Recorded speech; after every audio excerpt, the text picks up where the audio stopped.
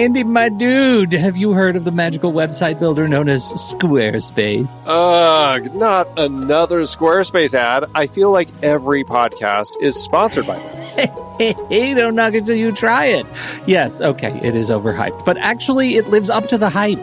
Squarespace is like a website fairy godmother. With a click of a button, your site transforms into a beautiful masterpiece. A website fairy godmother? That sounds interesting. What makes it so magical? Well, for starters, those slick templates make anyone look like a professional web designer. Pick one, customize the colors and fonts to match your brand, and voila. Plus, the drag-and-drop fluid engine is so easy, your grandma could build a site on Squarespace. Well, she did knit me a lovely scarf last Christmas. Maybe website design is next. Exactly. And when you're ready to sell your Nana's handmade scarves online, Squarespace has built-in e-commerce. Add a store with one click. Get flexible payment options. Then watch those sales roll in. And when she wants to teach others her steezy scarf skills, Squarespace's new courses feature is just the ticket. Nana can set up her curriculum and enrollments and payments in a snap and become the next e-knitting influencer. Oh, wow, you really sold me with the grandma angle. Sign me up for that free trial. Just go to thenextreel.com/Squarespace and transform your site into a beautiful Squarespace masterpiece. Well, thanks, Pete. Even though it's overhyped, Squarespace actually sounds perfect for Nana's site's needs. Appreciate the warning on the ads, though.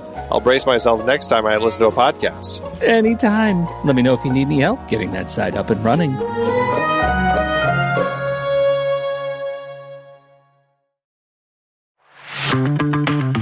It's hard to believe that we've been having in-depth weekly conversations about movies since 2011. So many great conversations over the years about so many great movies. All that said, producing this show week after week requires a ton of work behind the scenes. Becoming a Next Reel member gives you access to all sorts of additional and exclusive content. Plus, you're helping us keep the lights on. Just head to thenextreel.com/membership, where you can learn more about becoming a member, which costs a measly $5 a month, practically the same as one fancy coffee drink. And you get so much more. Every month, we record a bonus episode exclusively for members. Those episodes cover movies from whatever series we're covering at the moment, or add to previous series. Some movies we've covered that only members get to hear us discuss include The Blues Brothers, The Russia House, Naked Lunch, Independence Day, The Hot Rock, and Relic, the better one. Plus, members get to vote on what we're going to discuss for those episodes. We also record additional pre- and post-show content in regular episodes that only members get to hear. Like conversations about similarly themed movies. And answering listener questions from our live member chat. Speaking of our live member chat, we record almost all of our episodes in Discord, where members can chat right along with us live. Members get access to other members-only channels in our Discord community as well. On top of all that, members get all episodes a full week earlier than everyone else in a private Next Reel feed just for them that includes all the shows in the Next Reel family. The Next Reel, the Film Board, movies we like, Sitting in the Dark, and more new projects on the way. To top it all off, members don't have to listen to ads. We've already eliminated those annoying, dynamically inserted ads that, let's face it, we all hated. We are listening to you. We love podcasting for a living, and those ads help to pay the bills. Now, we're counting on you, dear listener. We promise. We aren't going back to those terrible, dynamically inserted ads that don't relate to us at all. All we ask is that you consider supporting the Next Reel family of podcasts with a membership. Again, it's $5 per month or $55 per year. Just head to thenextreel.com/membership. thenextreel.com/membership. Get your access to early, ad-free episodes with bonus content, member bonus episodes, and access to member channels and live streams in Discord by signing up today.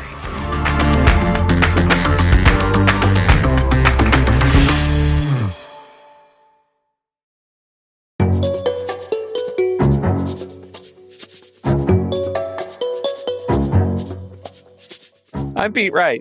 And I'm Andy Nelson. Welcome to The Next Reel. When the movie ends, our conversation begins. Innerspace is over. Who do you think introduced Velcro to the Persian Gulf?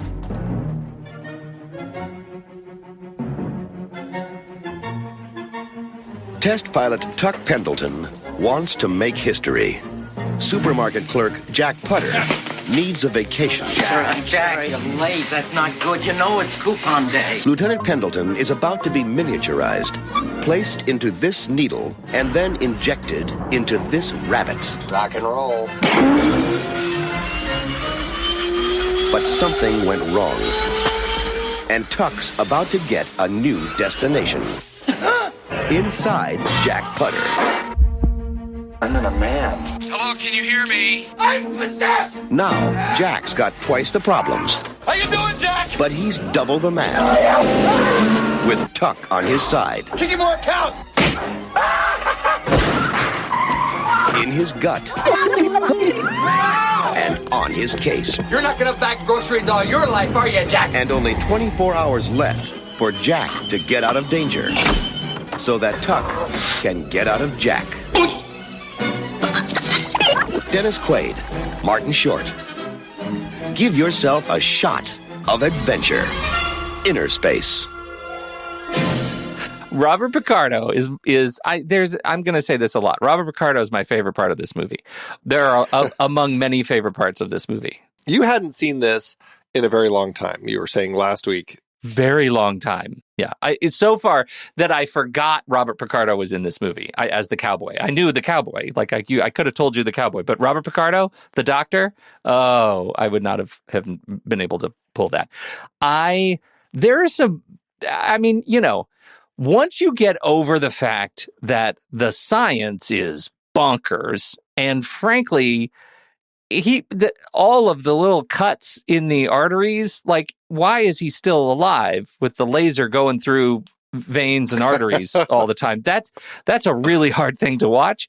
But this movie looks freaking great for, almost 40 years old. Like, it looks great, Andy. I was blown away at how well this movie holds up.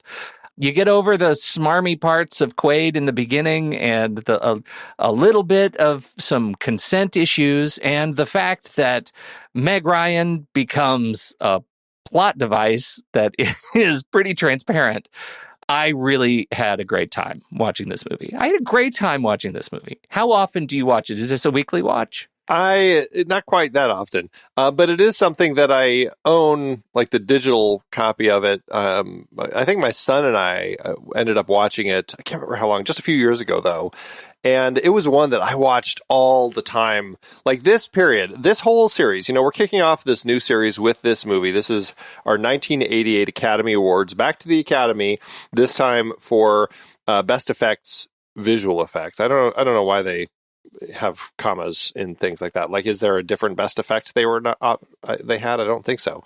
So anyway, best visual effects essentially from 1988. They only had the two nominees.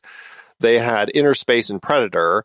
And so for the purposes of this series, we reached out to our members and had them do a poll to add two additional films onto the series, plus another additional one that we've added on as a member bonus. So all in all, we're talking about 5 movies from 1987 for this particular series, 4 public shows and 1 for the members. And we've added on RoboCop, The Princess Bride, and then The Lost Boys is our member bonus. So it should be a really fun series. And we talked about this briefly in our member pre-show chat, but this was the period when I really was starting to pay attention to visual effects. Like, I was noticing that these sorts of things were happening in movies. It wasn't just magic when I'd watch a movie being as kind of watching this story be told. I was actually finally at a point where I was really thinking about, wow, somebody's coming up with all of these visual effects and how exciting. I started looking at special effects books and everything. And so this year, in fact, like a lot of these films that we're going to be discussing are films that I had playing on a regular rotation because I loved the movies, but also because I'm just so drawn to these fantastical worlds that people would create with them. And so, plus I had the soundtrack for this and I listened to this on loop all the time. Like the songs from this movie, I tell you, I just had them all practically memorized. And so coming back to this one is very easy for me. It was one that I felt like I knew backward and forward when I watched with my son. There were some parts that I had kind of forgotten a little bit about, but there were a lot of things that I really remembered. And so it was just a joy to kind of return to it again and revisit it. It's this period of the 80s, and especially like the temperament of the way that Joe Dante tells his stories and directs his films, like I just really clicked with him in the 80s. And so this is just, it's right up there for me. So how do you want to approach the movie, talking about the movie and your experience with it in terms of, do you want to start with visual effects? Because that's why we're here. Do you want to start with the Quaid family legacy? I mean, I suppose starting with the visual effects is a good place to start because it is going to be the thread that ties these 5 films together. Yeah. And for this film, it's stunning, what they accomplished in this, creating all of the stuff inside Martin Short, as we're kind of following Dennis Quaid on his journey through all of the various parts of his body relatively quickly. I'm always amazed at how fast he gets from one place to the other. Just watching like how they created the models and everything that they did. It's such a surprise. And not just there though. And that's what I think is so fun is like they also were doing a lot of fun effects work on the regular size world, we'll just call it.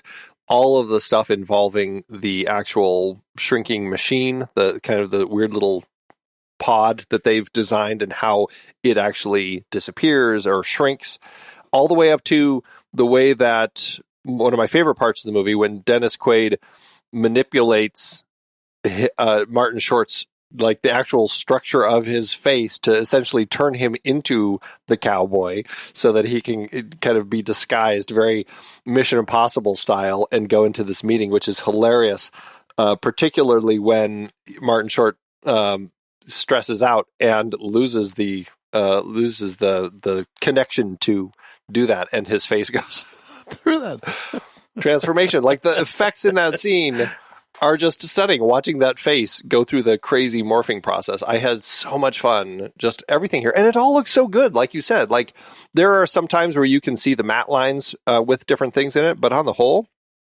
solid work here. The whole idea of how to move this thing forward and frankly spend some bucks to make this look like something that's going to hold up for decades. Like you just feel like the team is like, okay, we could make a movie that's going to look great this year, or we could make a movie that people are going to be doing podcasts about, which don't exist yet in 37 years.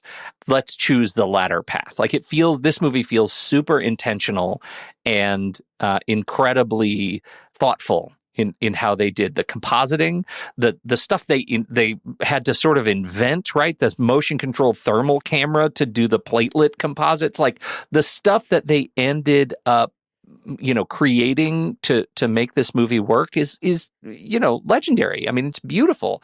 Like watching how Dennis Quaid was filmed against a blue screen, obviously that was done to make him small, but watching how they build the miniature sets, like the miniature ear canals and the microscopic position to get the eyeball right, the giant eyeball on screen, like to make all those things work and look good and make me feel like I'm inside the body. If I don't stop and think about the fact that they would never have room to put a camera in there, I am really okay with all of this stuff. It just is, it's really powerful how they used all these different techniques, forced perspective, compositing the works. It just looks so good.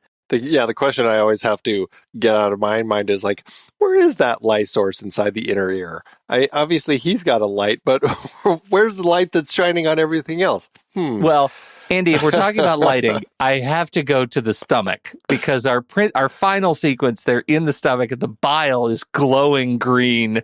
And that's a thing that stops me every time because I can kind of make sense of the eye and the ear that light might be coming in, ambient light. Who knows how light it is really in there? I don't know. But boy, the stomach, I'm pretty sure, is dark. I would think so. It's not like glowing green predator blood in there or something that's kind of providing its own ambient light. Exactly. Yeah. Although we don't know what Martin Short's been eating, so to that end. Short. Yes, he's got a special diet. Maybe he was chewing on a glow stick before that scene. But I mean, I think that's the thing, though. I mean, all of those aside, the idea that they've found ways to make it believable enough where we're not overtly questioning. It's not like there's a harsh sidelight coming through illuminating things. Like it's believable enough to give us a sense that we're seeing this space and we're understanding it. And I think so much of that boils down to the way that they just put these miniatures, the sets, everything that they built in order to create these spaces. It just feels real, and it's just a testament to the hard work that they're able to accomplish. And Joe Dante actually had said that this film was the only one of his that actually ended up actually looking like he had in his head. And he really enjoys this film, and he's happy that, it's kind of had this following all these years. But he actually also talked about the fact that working with Amblin Entertainment, Steven Spielberg, who's one of the executive producers on the film, Spielberg actually is really, because he's also a filmmaker, was really good at keeping the studio producers at bay so that they weren't bugging Joe on set. And Spielberg, Joe said he felt like working with Amblin, it's just like you get all the toys. You get to kind of, there's no limits. And Spielberg gets it and was a voice that he could reach out to if he had any questions about anything. But he said, if there were any goofy ideas or whatever he wanted to do, they just kind of loved pushing it out to that far out kind of loony limits, which very much ties into Dante's filmmaking style anyway, particularly with his love of everything Looney Tunes, and even with some references here, like we get that cartoonish style all through this, which, I mean, we've talked about a number of his films. It certainly is the case in Gremlins and Gremlins 2, and I think it's on point here. The movie, in some cases, like you bring up the goofy ideas, in some cases the movie is funny in spite of itself, in spite of some breaks in the internal story logic, and directly the result of Martin Short's ability to carry some really complex emotions, right? One of the things that's so great about Martin Short is that when he plays it straight, he plays it incredibly straight, and he's able to deliver the straight man just as wonderfully as he's able to deliver just crazy physical comedy, right? And let alone just the way he moves, his dancing sequences, like they're just really funny because he is an innately funny person. But the places where I struggle and where I think the movie succeeds in spite of itself because of him are places like when Ozzy first injects him, right, with the syringe. Like they've set up this character in the form of Martin Short as being this anxiety-riddled hypochondriac who is terrified of the world around him and is constantly going to the doctor, who has built his practice on Martin Short's frequent visits. Awesome. And the injection comes and Martin Short goes to work. It just feels to me like I wanted him to go back to the emergency room, and yet it's still funny. Do you know what I mean? Like, it's still funny even though he didn't. Those are the kinds of sequences where I stop and I think, wait, they built a character that would do this other thing, and yet somehow he sold it that he did the thing that he did, and I still kind of buy it. Does that ever hit you? That's because he was late. He was late. He's an anxiety-riddled hypochondriac, but he is also incredibly he's terrified of authority. And well, it ties into his anxieties too. Yeah. Yeah. Exactly. Right. Yeah. So for me, it worked. I figured if anything, it would have resulted, had the story not taken the place the way it does, it would have resulted in a subsequent visit to his doctor to talk about this random injection that he just got. Because they hold that secret. Like Martin Short doesn't think about his random injection at the elevator until later, when it takes him a beat to realize he was injected with that syringe. Yeah, like, right. How does that work in this movie? And yet it does. Like, how does that work? It shouldn't. By all rights, it shouldn't to me.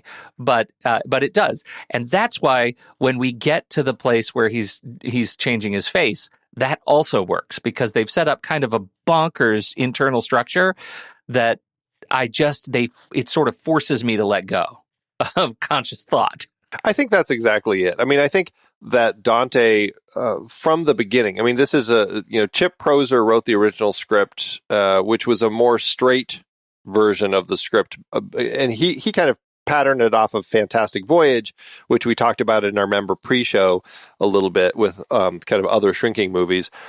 It was fairly dramatic. It was just kind of a straightforward sci-fi movie. His idea was, what if you took Fantastic Voyage, but the person was up and around, and the person who was inside of him could have conversations with him and kind of talk. And that was kind of all that Jeffrey Boam, who was brought on to rework the script after it had been kind of optioned for a few years, he turned it into a comedy, and his direction that he took was, what if we shrank Dean Martin down and injected him into Jerry Lewis and kind of used that as kind of the core for the comedy? And that seems to be what everybody latched onto. Certainly Dante really kind of tapped into the comedy here, and with his passion again for kind of that Looney Tune, the antic energy that we get, and Spielberg on as producer, it just seems like this was a very solid team to bring in a pretty crazy science fiction story. The whole idea of shrinking someone down is fairly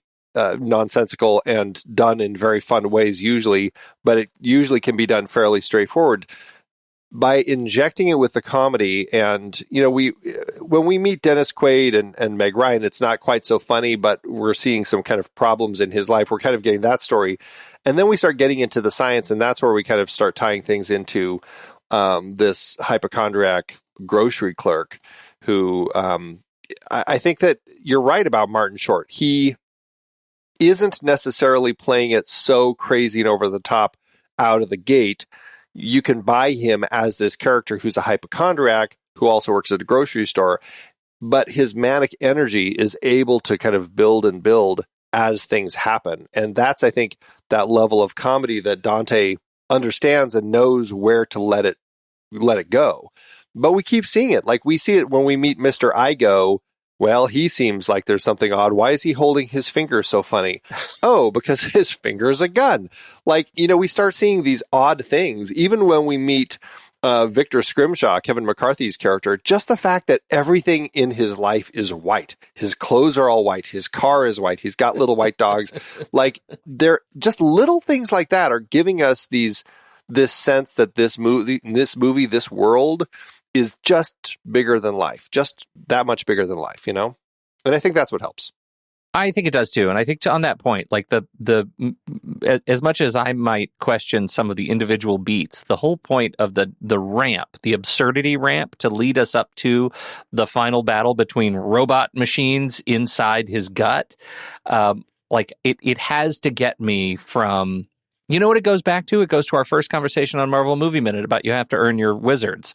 The movie actually does a really good job grounding it in an emotional relationship between two people, a broken down test pilot and his ex, and this hypochondriac grocery store clerk that is grounded in such reality, right? They're all struggling in their own way, and yet it ramps it up so subtly. Like every next little invention is a subtle nod to some absurdity to come next. And so by the time we get to the end, for me, they've earned the absurdity. Like, I'm sort of bought in. I can see how for some, it might seem like it's too much. They've gone too far. The facial reconstruction thing is a high point of absurdity, and maybe that's just too much for some people. But for me, it's just funny. It's just funny. Like, it's well-rounded, earned comedy.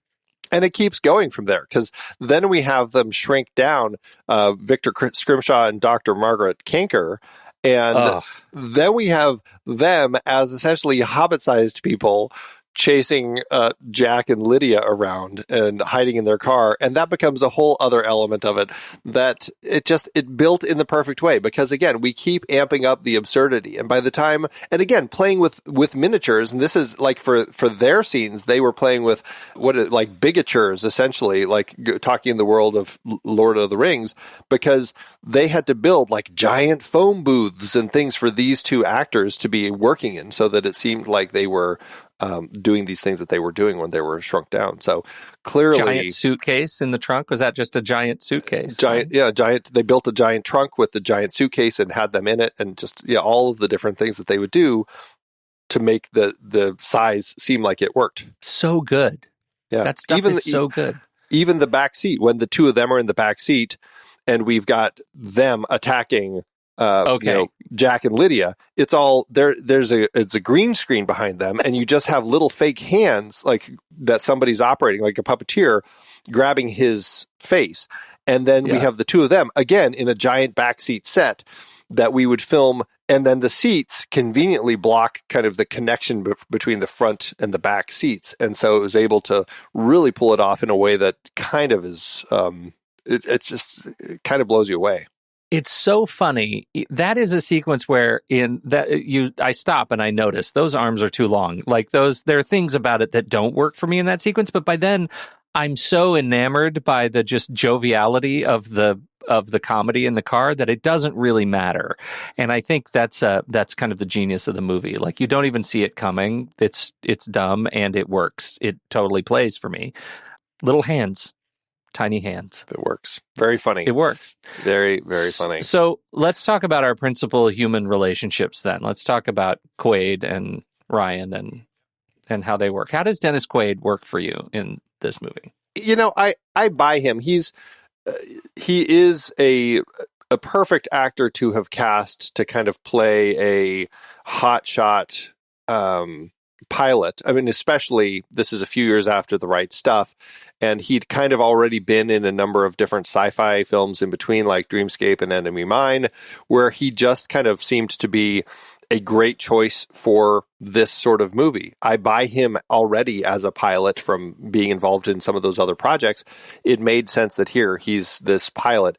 And, his alcoholism, his issues seem to have kind of put him into this place that he's kind of feels left by the wayside and bitter at these younger pilots who are kind of moving on with things. And that's kind of where we come in. And it's an interesting place to come in. We're watching this broken guy who's his last ditch effort of making anything for himself is signing up to do this crazy shrinking thing that no one else wants to do. And I bought that. I found that to be actually a really interesting way for him to play this. I mean, it is one of those things where it's like, I don't know if a group of scientists doing something like this, if they'd have to be scraping the bottom of the barrel, but maybe if it's not like government funded, I'm not exactly sure.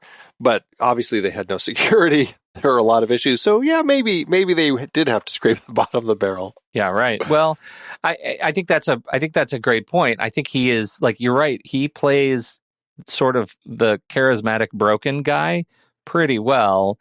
And I wanted to like him more in the beginning, and I had completely forgotten that the opening drunk sequence existed in the movie. Totally forgot. I thought it opened a la Back to the Future, right, with the machines. I thought it opened with all of the stuff playing together. So I was surprised because my memory of Quaid in this movie was not the drunk broken guy, and so it was hard to adjust to that. It was hard to adjust to him coming on kind of so hard to Meg Ryan, and that whole, having them break up in the street and run out in his sheet and standing there naked on the, on that street in the city. I thought that was really interesting, and I kind of wanted to get on with it. I kind of wanted over because it made me a little bit uncomfortable. It was like, I don't want to not like him right now. And I don't like him. So in that regard, it worked, I guess. It's interesting because this is certainly something that I think does lend to elements that might feel dated through today's eyes. When a character these days has an alcohol issue like this that is portrayed in film, generally by the time we reach the end of the film, they've kind of figured out, I really need to tone down my drinking. That's not something that ever happens in this film. He drinks too much in the beginning. He uses Jack and this interesting method of sitting in his esophagus with an open flask sticking outside of the thing and having Jack drink a bunch of Southern Comfort so that he can fill up this flask and have some drinks himself. I was like, well, that's actually pretty clever.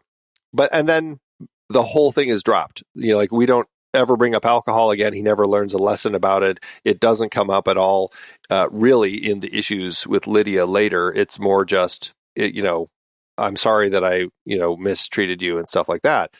And it's not like by the time we get to the end, I feel like if it would made today, somebody at the wedding would offer him a drink and he'd say, no, I passed or No something. thanks. But Right. we're not quite there. But, I don't think we needed to, but it is one of those things that is set up as an issue with this character that ends up never getting dealt with. Yeah, it's strange in that regard. It's strange that it kind of lingers out there, and it does feel. It's amazing. I guess the strangest part is just how dated it feels that we don't have a resolution to it, right? Like how far we've come in these movies and how sort of subtle, because it's really strikes me that that's a miss and disgusting. Like drinking like secondhand booze from someone's esophagus. That's really rough. That's really rough. Like, when you're desperate, man. When you're desperate. Like, what's next is like, you know what I really want? A Twinkie. Why don't you chew that up and swallow it? Let's see what happens. Right? Gross. Who would do that? Disgusting. Oh, my gosh. Meg Ryan. Meg Ryan. This is early in her career, and this is where she meets Dennis Quaid. And then, of course, they would subsequently marry and, have a fairly long relationship. I guess just 10 years. They married in 91, divorced in 2001, but they were pretty much together from this point until 91. So I always liked them together. I was kind of bummed that they divorced, but, she's as adorable as ever as she is in all these 80s movies of hers. They did this and then they did DOA the very next year. I don't think they ended up in another movie, but this certainly, were they in Flesh and Bone together? They were in Flesh and Bone together. So yeah, I think that might have been it. I just always liked both of them. And this was very early in her career, like 2 years later when Harry Met Sally and then Joe vs. the Volcano and then, The Doors, Prelude to a Kiss, Sleepless in Seattle. Like she just had that great run of films in the 90s. And, she pops up here and there, and now she's kind of doing this directing thing. But I like her in the film. I mean, you talked a little bit early about how it feels like her character becomes just there to kind of support the plot. Do you have any more specifics with that? Well, they create this character that is an empowered woman character on screen, right? Like she's a journalist. She must be a real smarty. She's like investigating. She's asking questions of the generals in the party at the beginning. She's single at that point when we meet her. Like she's broken up from her husband. So she's like the recipe for a strong female character. And then the choices she makes throughout the movie just kind of unravel any artifice that exists for her character. Like, why is there any rationale for their relationship, for that kiss, besides switching bodies? That's a device. Yeah. I mean, exactly. It's purely designed to get them to that place where we have to get him into her to see that she's pregnant. And that's a whole plot thing that needs to happen. And then conveniently, he's back in the saliva glands, apparently, just in time for that second kiss to get him back into the right body. All of it is relying on a lot to kind of like a lot of pieces have to fall into place to make all of that work. But yeah, it is one of those things. I completely understand your point, and it is one of those things that is a little frustrating with this because, you want her. I mean, she does seem like a pretty active and engaged reporter. She's the one who knows about the cowboy and is tracking him, and yep. And so she's a pretty engaged character, and it would be nice to have her more engaged through the whole finale, other than just there to help Jack with what he needs to be doing. But, that's right. But it was also the 80s. It was the 80s. Exactly. And I would not expect anything more from this kind of movie made in this period. Yeah. Even the roving reporter feels a little Lois Lane from the era. But you know what? It's fine. It plays okay, and I still enjoy the relationships with the characters. It is one of those things, though. They had to have this.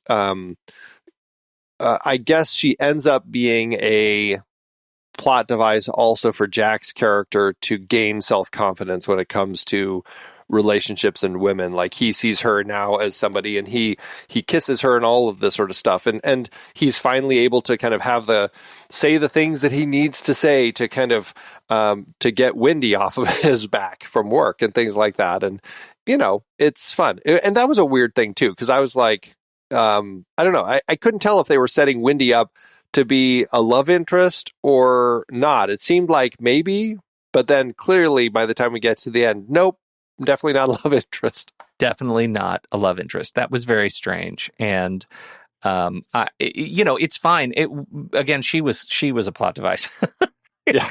Like, not a lot of agency, but she was also a comic foil. Like part of her as a device was a comedic device that she gets to be the one who has such an otherworldly outside of Safeway experience, right? That she shows up and she's in her total goth outfit or whatever, and she's at this club is a fun and comedic surprise, and I like it. Yeah. No, yeah. So as a tertiary character, she works fine for me. Yeah. And it's fun seeing people like performers like Wendy Shaw. We have Henry Gibson. You've got a lot of faces, Dick Miller, that are regulars in Joe Dante's films that kind of pop up all through here. And it's just so fun to see them all in whatever their little roles that they have. I always enjoy all those little bit parts. Wendy Shaw is quite a face for me. Like I see her and she looks so familiar to me, but I do not I could not peg her for a specific role until I see the credit. And I'm like, oh, of course she was in that.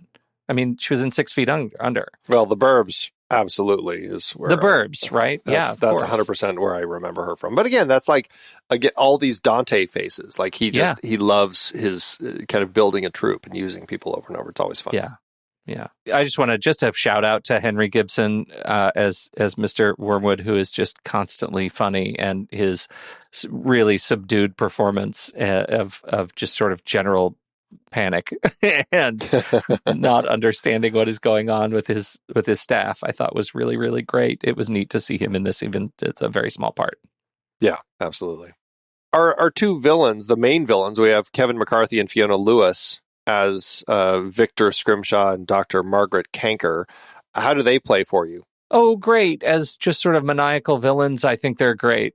They're less fun to me than the sub bosses, right? The cowboy and Mr. Igo and Snap-on. Those two are like the fun pieces to this thing. I think the other two, I think they're great as sort of the big bads, and I like that the joke is played on them at the end that makes them 50% of their size. I think that's funny. So in that regard, they play well for me. They play exactly what I would expect. I do think they're a bit fungible. Like I think there are other faces of the era that you could have replaced, and it would have been the same movie. I don't think they don't give me Martin Short vibes. Like this movie would be substantially different without Martin Short. Although I would say for at least Kevin McCarthy, I think having him involved ties him in so perfectly into like my brain with him. Always goes to Invasion of the Body Snatchers. And so just knowing Dante's passion for film history and genre pictures and all that, casting him in this film, I think was, I'm sure for him, just a thrill to get Kevin McCarthy in here.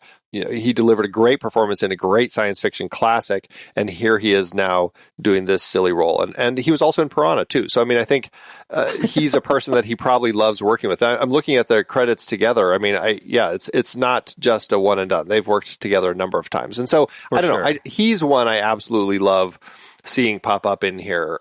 Fiona Lewis, I don't think I know nearly as well. I've seen a few of her films, but not a lot. And this, it looks like, was actually maybe the last film or I guess it's just a partial filmography. So I don't know, but not somebody I've seen a lot. But, somebody who's done science fiction films, especially around this era. So it probably just was, oh, she's been in a lot of science fiction stuff. Let's get her. She'd work, Yeah. Right.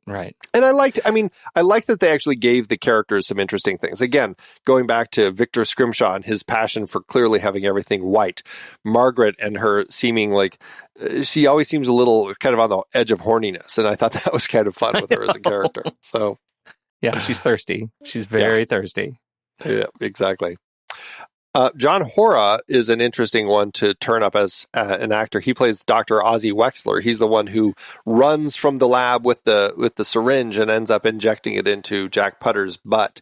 He is predominantly a cinematographer, and it's kind of funny that he ended up jumping into this film with Dante. He ended up only acting in, from what I can tell, like 3 films: this, Honey, I Blew Up the Kid, and Burying the Ex. But he's worked with Dante as cinematographer on The Howling, Twilight Zone the movie, Gremlins 2, Explorers, and Matinee, as well as also doing stuff like Moonwalker with Michael Jackson, and it worked on the TV show Erie, Indiana. So I think that's kind of fun that clearly Dante had enough of a working relationship with him to say, you know what, I'm not going to have you shoot it, but why don't you come act in it a little bit?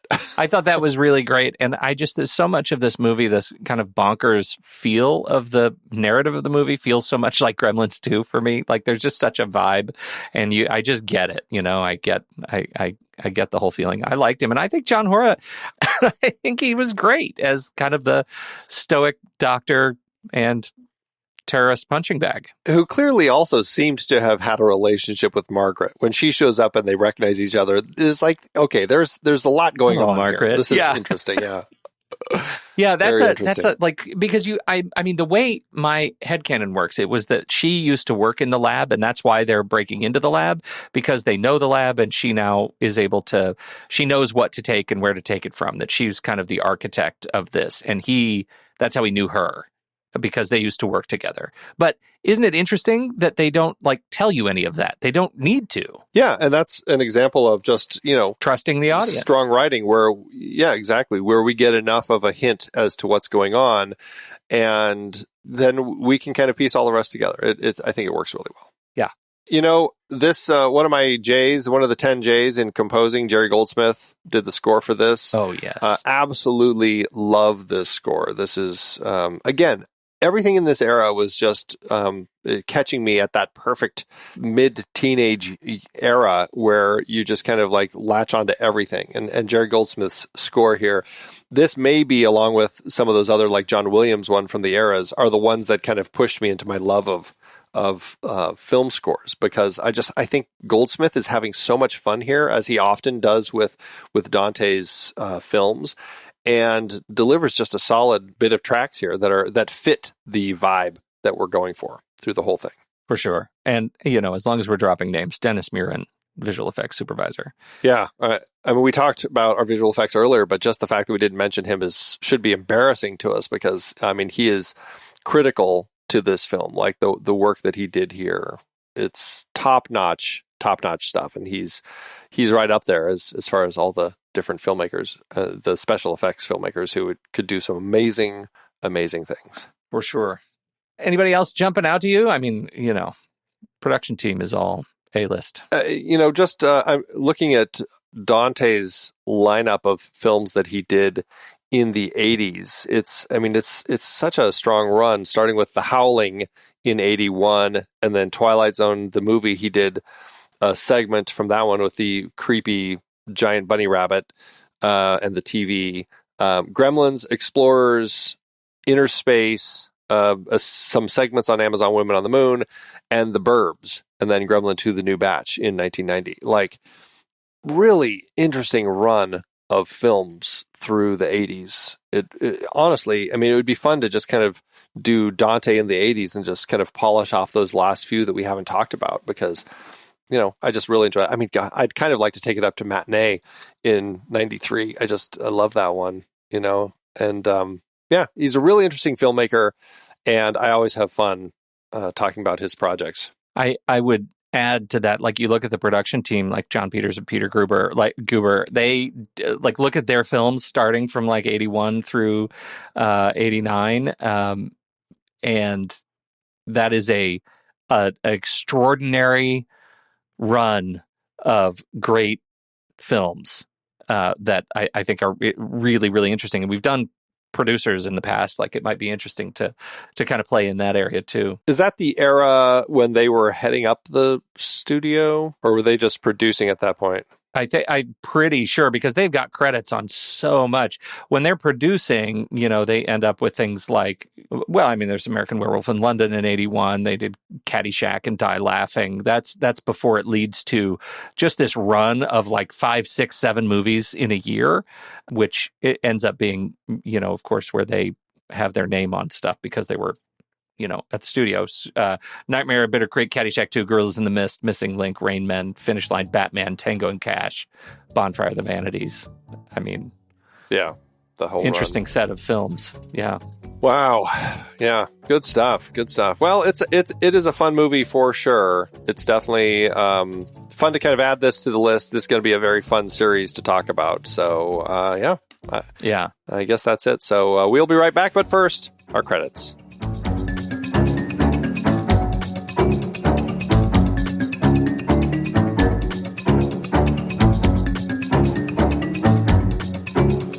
The Next Reel is a production of True Story FM, engineering by Andy Nelson, music by Ty Simon, Oriel Novella, and Eli Catlin. Andy usually finds all the stats for the awards and numbers at the-numbers.com, boxofficemojo.com, imdb.com, and wikipedia.org. Find the show at truestory.fm. If your podcast app allows ratings and reviews, please consider doing that for our show.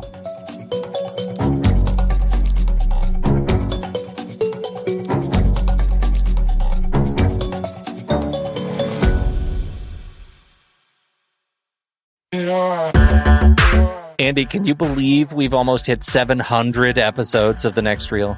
I know, it's crazy. And with all the other episodes in our family of podcasts, we are well over 1,200 episodes of movie conversation. It's really pretty amazing that we've gotten to have these in-depth movie chats every week for over a decade now. And we couldn't have done it without our loyal community of film fans. Their support over the years has meant so much. For sure. That reminds me, we should give the merch store a shout out. Buying shirts from thenextreel.com/merch is a great way listeners can continue to support the show. Plus, they get to sport our great designs. Absolutely. I think sometimes folks forget we have a variety of shirts, mugs, phone cases, and more available. In fact, a great place to start is with a shirt sporting the Next Reel's logo. We also have that classic Fast Times Spicoli Surf School tee, or the weirdly popular Rusty's European Tour shirt. The one from National Lampoon's European Vacation. Why is that so popular? Search me, but we have sold a ridiculous number of those. I guess there are a lot of Rustys taking trips to Europe? We're always adding new designs based on movies we've covered, like our brand new design for a streetcar named Desire, featuring a streetcar named Desire. So if you want to rep your love of TNR and films, head to thenextreel.com/merch. Every purchase helps us continue to have these weekly in-depth conversations. So visit thenextreel.com/merch today. And as always, thanks for listening and being a part of the Next Reel community. We've got lots more great movie chats coming your way. All right, award season, Andy. We talked about the Oscar.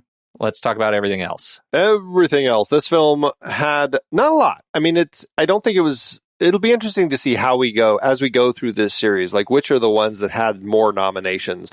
This one, I think, was designed to be kind of just a fun film. It only ended up with 2 wins, 5 other nominations. At the Oscars, the reason that we are here, the Academy Award for Best Effects, Visual Effects, this is the one that beat out Predator. So of the 2 that were nominated, this was the winner. We'll talk about these 2 again and 3 others that didn't get nominated, but we'll have a fun conversation at the end about, where we stand with all that. Over at the Academy of Science Fiction, Fantasy, and Horror, aka the Saturn Awards, it was nominated for 3, Best Science Fiction Film, Best Director, Best Special Effects, but lost all of those to RoboCop, which we'll be talking about. At the Motion Picture Sound Editors Golden Reels Awards, it was nominated for Best Sound Editing Feature Film, although this was an interesting one. I saw this listed on IMDb, but it's not listed on the Golden Reels page as a nominee, and in fact, I couldn't even find that category, so I'm not sure if that is a nomination or not. Regardless, I'll mention it there. At the 2009, this is a later one, 2009 International Film Music Critics Award. It was nominated for Best New Release or Re-Release of an Existing Score, but lost to Back to the Future. And then the interesting one, in 1994, Guinness World Records. This is where good old Dennis Muren ended up landing the most Oscars, one for visual effects. He won for The Abyss, Terminator 2 Judgment Day, E.T. the Extraterrestrial, Jurassic Park, Indiana Jones and the Temple of Doom, Innerspace. He also won the Special Achievement Awards for Star Wars Episode 5, Empire Strikes Back, and Episode 6, Return of the Jedi. So I think now he's actually won 9.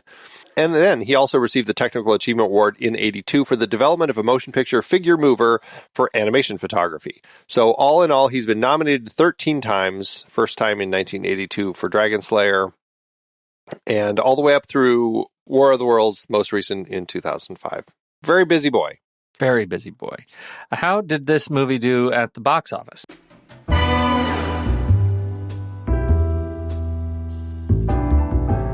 Well, Dante had a budget of $27 million for his fantastic voyage. That is about $72 million in today's money. The movie opened July 3rd, 1987, 4th of July weekend, big one opposite Adventures in Babysitting.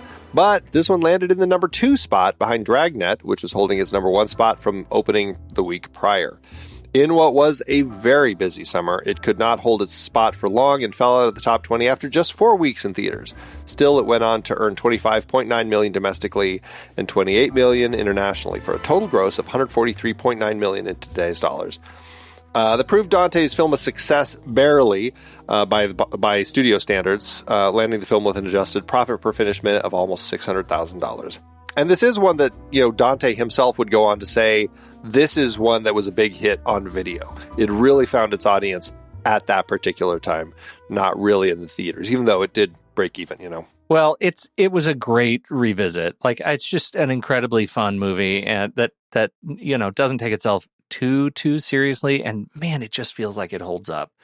The look and feel of the movie is just a treat. Yeah, I really have a great time with this one. It just brings me back to those early days watching this movie all the time, and it just, like you said, it holds up. Like, the effects are just still exceptional to watch by today's standards even. So lots of fun, great movie to add and kick off this new series. What a great series it shall be. It shall be. And so we'll be back for our ratings, but first here's the trailer for next week's movie, John McTiernan's Predator. Not assassins. Now, what do we gotta do? In a part of the world where there are no rules. We pick up their trailer at the chopper, run them down, grab those hostages before anybody knows we were there. What do you mean we? Deep in the jungle, where nothing that lives is safe. You lose it here, you're in a world of hurt. Showtime, kid. Knock, knock. An elite rescue squad. You're bleeding, man. I ain't got time to bleed. Is being led by the ultimate warrior. We need the best. That's why you're here. But now, what's got Billy so spooked? There's something out there waiting for us. And it ain't no man. They're up against the ultimate enemy. Holy Mother of God. Nothing like it has ever been on Earth before. She says the jungle just came alive and took him. We cannot see it. No blood, no bodies. We hit nothing. But it sees the heat of our bodies and the heat of our fear. Whatever it is out there, it killed Hopper. And now it wants us. It kills for pleasure. He was skinned alive! It hunts for sport. It's killing us one at a time. We're all gonna die. But this time, it's picked the wrong man to hunt. If it bleeds, we can kill it.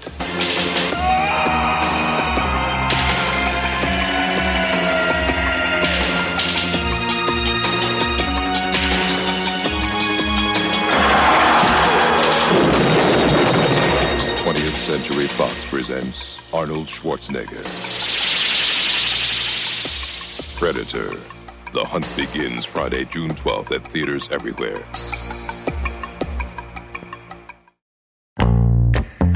It is hard to believe we've been having in-depth weekly conversations about movies since 2011. You're telling me producing this show week after week is so much fun, but it does require a lot of work behind the scenes. If you'd like to help support our efforts, one easy way is by using our Originals page when shopping for books and movies that we've covered.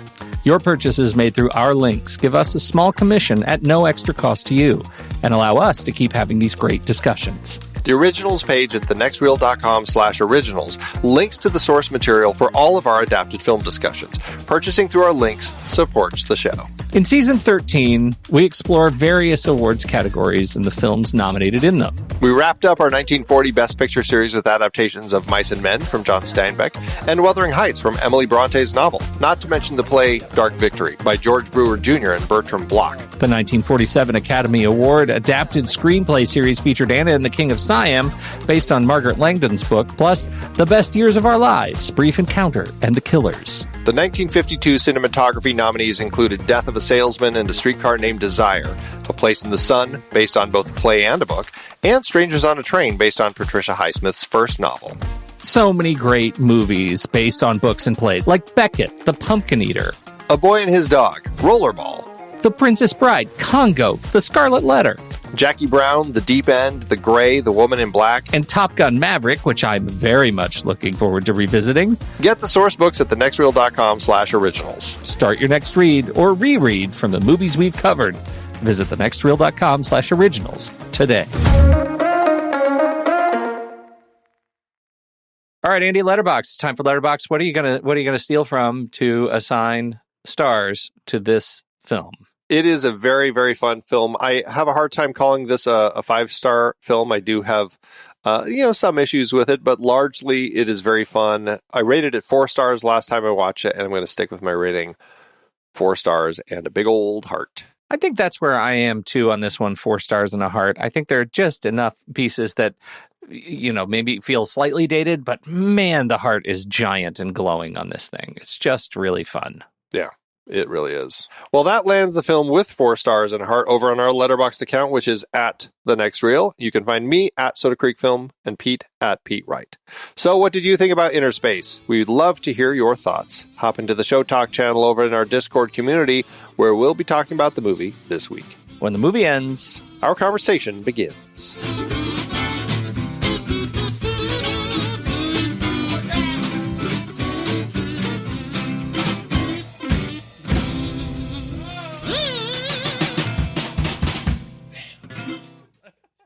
Letterboxd giveth Andrew. Because Letterboxd always doeth. Letterboxd, it was actually a pretty good one this time around. It was easy to find some reviews of people who are thoughtful about this movie. Yes. Did you go high or low? I went to 4.5. Oh, we're both at 4.5. Okay. Yeah. A gentleman goes first. Go ahead. 4.5 by Joe Kaddish, who says, as far as I'm concerned, Mr. Igo is in the cinematic pantheon of henchmen, and no one's going to tell me otherwise. I picked that because I think it's interesting. We didn't really spend much time talking about Mr. Igo. I mean, we mentioned him. We talked about his finger gun and kind of his switch out of his arms and stuff. But in the scope of actually evil henchmen, he's the one who ends up going into getting also shrunken down and getting injected into short to battle against Quaid. I mean, did you like him in the scene? Is he go into the cinematic pantheon of henchmen for you? I think so. And I was actually shocked and ashamed that I didn't remember him from my childhood. What a fantastic gimmick, the hand swap thing. Like the multi-tool at the end of his arm is a wonderful idea. And it plays out like the gun is one thing, and he takes the hand off and puts a new gun hand on. But when it switches to the drill hand, you realize, oh my God, this guy is Black & Decker. It's amazing. I thought it was really fun. And it just played every time. I like the car chase too. I thought it was a fun car chase. He's in the BMW chasing Ozzy at the beginning.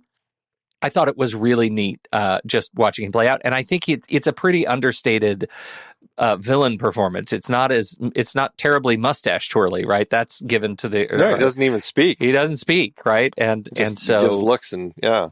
I mean, he's up there with Jaws, this sort of strong, silent, multi-tool type. Yeah, he came from Mad Max 2 and Weird Science and stuff like that. So he's somebody who'd kind of been around, but is one of those faces. I feel like Vernon Wells is the actor, and he's kind of he's a fun face in this one to pop up as this villain. So I really enjoyed him too. I'm glad that we got a mention of it here from Josh. And I have a 4.5 star from Joe.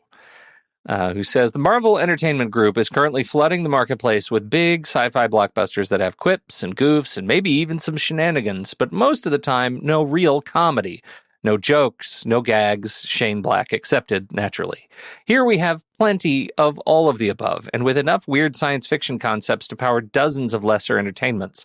And yet I think the thing that will stick with me the longest is Meg Ryan smiling at Martin Short with 2 parts affection and 1 part apology at the end. I think that's the point.